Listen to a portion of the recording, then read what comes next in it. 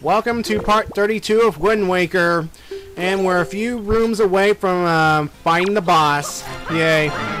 So as you see me kill these enemies I've killed a whole bunch of times, I want to share something that I probably said before at some point, but I've forgotten. Now, this whole concept of a wind temple is actually not new to Zelda. In fact, in Ocarina of Time, there was originally supposed to be a wind temple, but they've eventually changed it to the forest temple and moved parts of the wind temple into the shadow temple. Now it makes sense because when you enter the forest room in Ganon's tower in Ocarina, there are wind tunnels, there are pretty much gust of winds, wind fans everywhere that you have to use the hover boots to get across, and I guess they didn't take them out from the original development or something. So I thought that would be interesting. In fact, what if the Wind Temple existed in Ocarina of Time, like it originally supposed to be? What would be the temple in this game, the second temple? I mean, imagine how things would be different if developers somewhat stick to their original plan for temples and all that, but not had last minute changes or anything. I mean, it makes one wonder. Perhaps we can use our imaginations, or perhaps somehow travel to a parallel universe where this did occur. But I'm rambling again. As you can see here, there are some wind blowing across here, and once again we have to recruit Makar to essentially go around the wind, in this case over it, and plant a seed in the soft soil to grow a tree, which will somehow act as a switch that can turn off the wind fans. So yeah, of course, you gotta be careful here because you can get caught in the winds yourself, as I'm about to do right here. Oh jeez, no. And two, there is a floor master right there. We don't want to get too close or it will snatch Makar, and we have to go all the way back and get him, and we don't want that.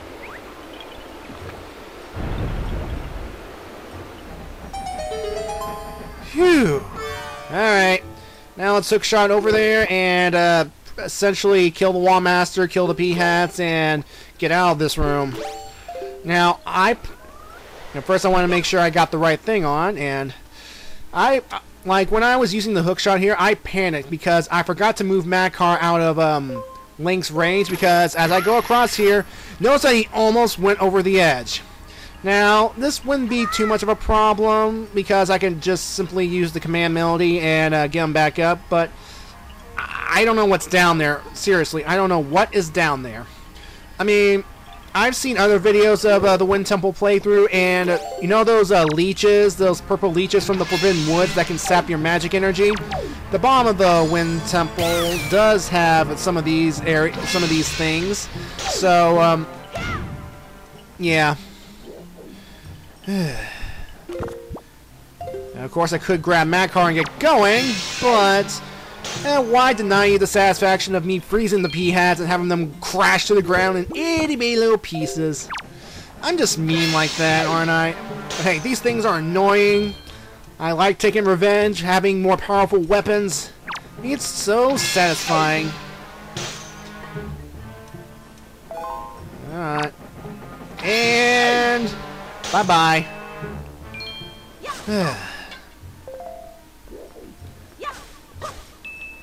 Okay. Alright, I got everything. I'm back to full power. Just go. Come on. Come on past me. Just go. Pick up Makar and get going.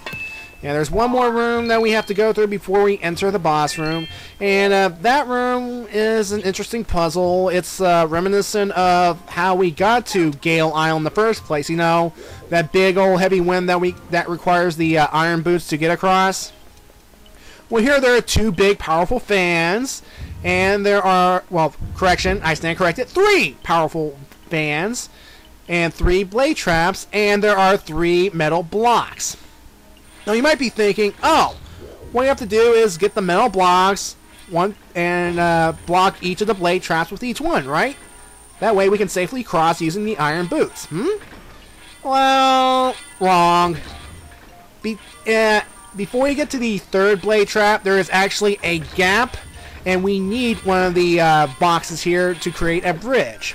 So essentially what you're going to do here is use one of the blocks to essentially block 2 blade traps at the same time, since they're essentially close to one another. Now you want to time this carefully because, well, one of them moves very, very, very fast, and we kind of want them both on the same side. And afterwards, take another block, create a bridge, and then take another block and block the third blade trap.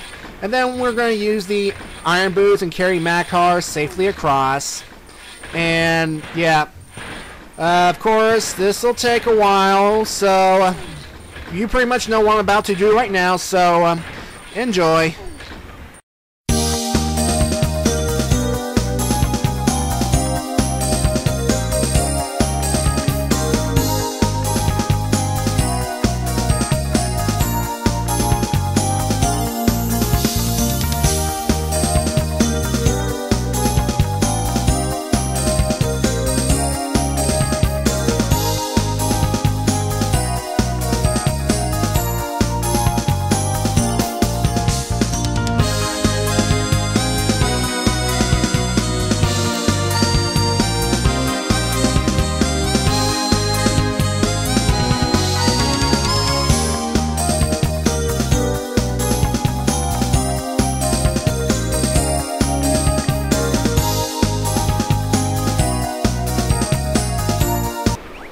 That was fun.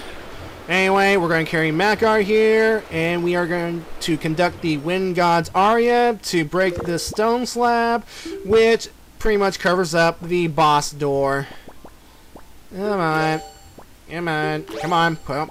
Get the baton. There we go. Come on. Work the magic, Link.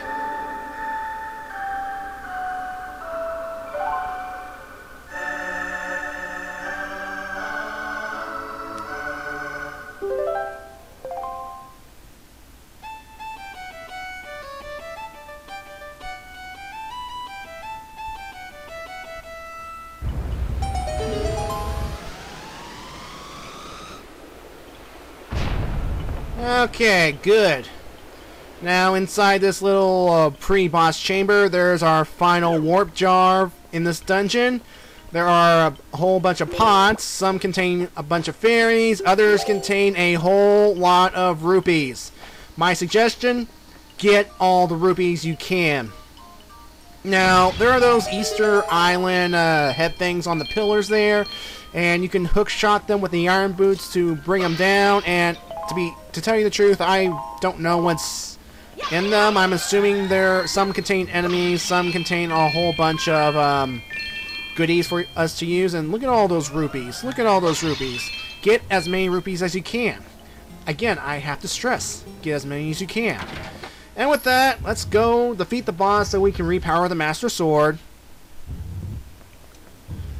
Alright, as you can see, it looks fine, but as soon as we jump down here, something happens. And in this case, sand starts pouring in, covering the seal that we need to repower the Master Sword. Oh, and the light gets all bright, and the room gets all bright too, so, Alright, so who are we facing? Come on, show yourself, boss.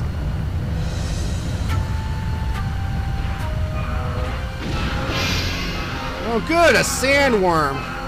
Hugh Dune jokes right now, folks. And if you don't know what I'm talking about, look it up on the internet. It's a good book. Anyway, folks, meet the boss of the Wind Temple, the guardian of the Wind Seal, Mulgera. Now, essentially, for this boss fight, it's actually pretty easy, if not a little more pretty annoying if you don't know what you do properly. Essentially, in this dark spot in the sand, Mulgera will pop up its head, and you just have to hookshot its tongue, and then stab it with the sword. And you only need to do this 4 times, and it's dead. So, yeah. Now, you want to be careful here, because the dark spots in the sand will move, and that's where Mulgera will pop out its head. And this can happen to you. I guess it doesn't find Link tasty or anything. Also, after you damage it the first time, it will spawn smaller sandworms that will come and attack you. And these can get pretty annoying because as you try to L-target Molgara's tongue, you may accidentally L-target one of the baby sandworms, and that can be pretty annoying, especially if you want to kill the big one quickly. And I know, cue Sarlacc jokes now, folks. Cue the Sarlacc jokes. Now, the good news about these mini sandworms is that when you kill them, they can sprout hearts for you. So, if you feel like you're in a pinch, taking too much damage from this boss fight, just kill as many of these little sandworms as you can, and whammo, you get some health.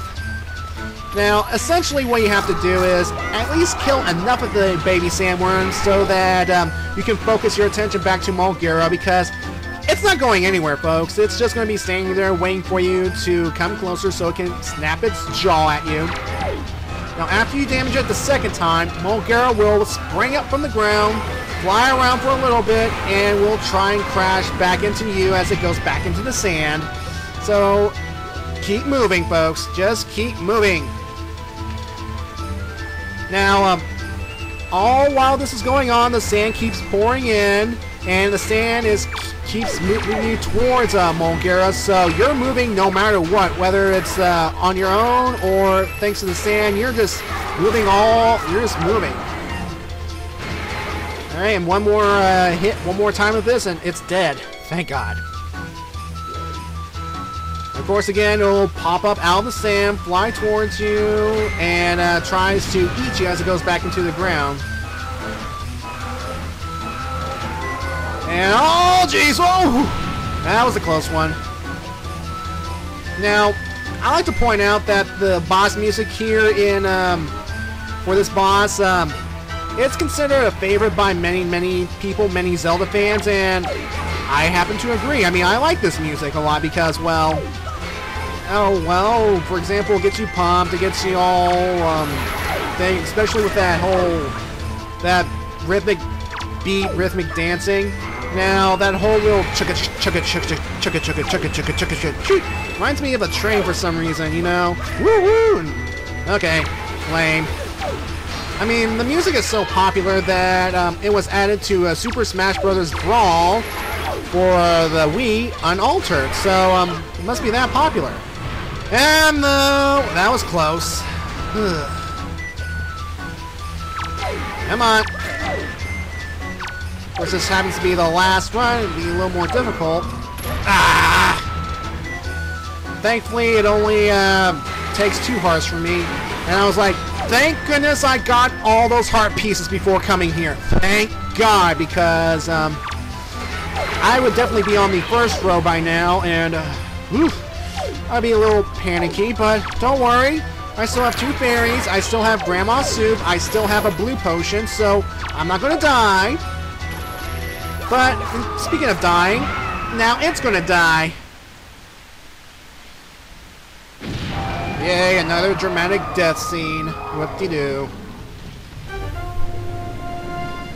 Alright, we see it disintegrates, so this thing is made of sand too? Appropriate, I guess.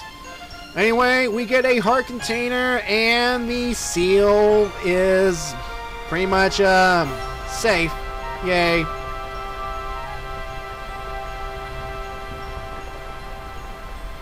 Alright, you're taking your time to reveal yourself, Seal. Come on. Here we go.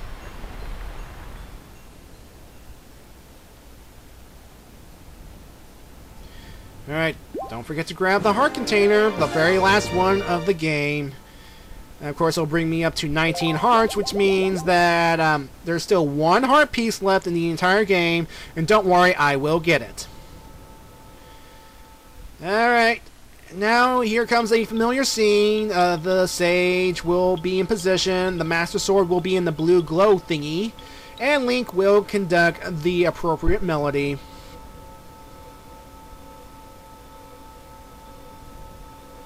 And a 1 and a 2.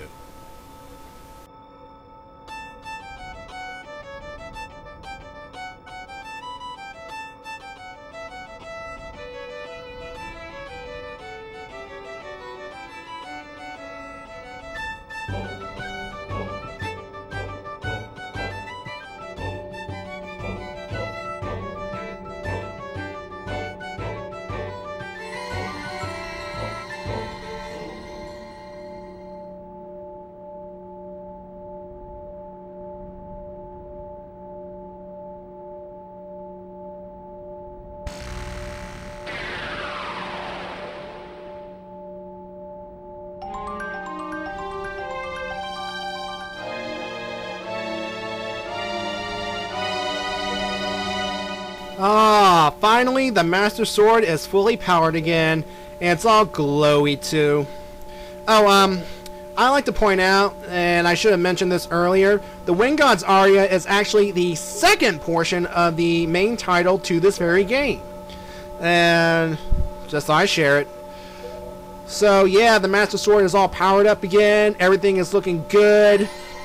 And every time we pull out the Master Sword now, there's this nice little glow thing, you know, kind of like you're activating a lightsaber for some reason. So, anyway, once we leave the Wind Temple, this scene happens. The Fishman pretty much reports that all the monsters from Forsaken Fortress are gone. Now, this would be a good thing, but, yeah, the boat has every right to be concerned because since Ganondorf is now gone MIA on the surface world, we have to hurry up and get our butts back below the sea to Hyrule because there's a good chance he might be closing in on a certain princess. Oh boy.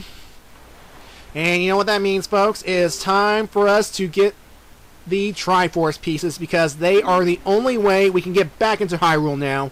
Now, don't worry. Depending on it, there's no reward for how fast you are going to get the pieces. I mean, no matter how fast or slow you get the pieces, the results will be the same. But before we start this side quest, we're going to go back to Dragon Roost Island and check up on Prince Kamali. Now, here's the thing. When we go back to see Prince Kamali, he's still standing at that same spot, still holding that same flower, but the flower has wilted. And he's all sad and depressed that the flower has wilted because he wanted to really give it to Medley. And we just don't have the heart to tell him that Medley is below the sea, praying to keep my powerful weapon powered. And who knows when she'll return. I mean, it's sad, really. I feel sorry for the guy because he's developed quite a crush on her. And, yeah. But, anyway, folks. Coming up, starting in part 33, will be my least favorite portion of the entire game, the entire Triforce hunt. And I'm not looking forward to it one bit. I am not ready. I cannot. But thankfully, we only have to do this once. And I just want to get it out of the way as soon as I can because, well, jeez Louise. Anyway, folks, we will begin in part 33. See ya.